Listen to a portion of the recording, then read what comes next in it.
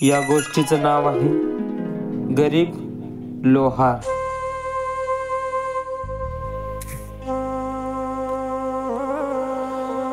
एका गावात एक गरीब लोहार राहत होता।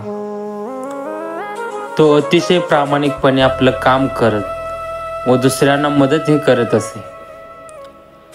पण काही वर्षांनी त्याचा मृत्यूचा दिवस येतो। तेव्हा देवदूत त्याला घेऊन जाण्यासाठी येतो।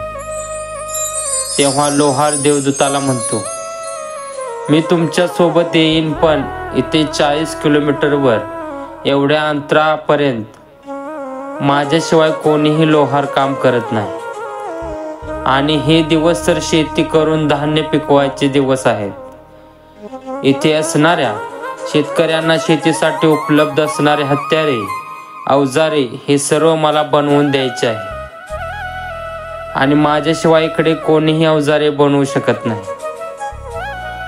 तर तुम्ही मला अजून 1-2 वर्ष द्याव्या ही विनंती। देवदूत देवाकडे परत जातो व देवाला सर्व घडलेली हकीकत सांगतो। देव म्हणतो, जो माणूस दुसऱ्यांच्या मदतीसाठी अजून आपण जगावं अशी आशा त्याच्या मनात आहे, तर त्याला आपण अजून 1-2 वर्ष जगण्यासाठी देऊ। देवाने त्याला 1-2 वर्ष जगण्यासाठी वेळ दिला। परत 1-2 वर्षांनी देवदूत त्या लोहाराकडे आला व म्हणाला, चल, मी आता तुला न्यायला आलोय।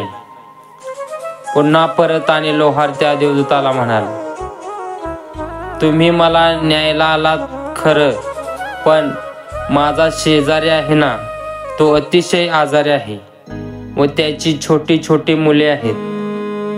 त्याची बायको पण सारखी आजारी असते आणि त्यांच्या शेतातील पीक फार वाढलेले आहे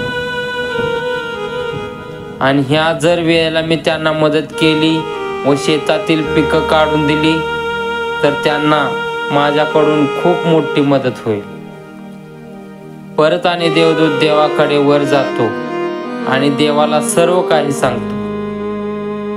त्यावर देव म्हणतो, या जगात अशी माणसं खूप कमी आहेत जी दुसऱ्यांवरचं ओझं व दुसऱ्यांवरचा त्रास ते स्वतःवर घेऊन त्यांना आपला मदतीचा हात देतात। तर या लोहाराला आणखी 2 वर्षे जगण्यासाठी वेळ द्या। असं करत करत तो लोहार 30 ते 40 वर्ष अधिक जीवन जगला, दुसऱ्यांची मदत करत करत। जेव्हा तो लोहार म्हातारा झाला तेव्हा त्याने काय केले, त्यानं स्वतः देवाला फोन केला आणि म्हणाला, हे देवा, मी खूप थकलो आहे, माझं शरीर पण मला साथ देत नाही, तर तू मला तुझ्याकडे घेऊन जाण्यासाठी। तेव्हा देवाने देवदूताला म्हटले, आता तू त्याला आणण्यासाठी जाऊ नकोस, तर मी त्याला स्वतः आणण्यासाठी खाली पृथ्वीवर जातो।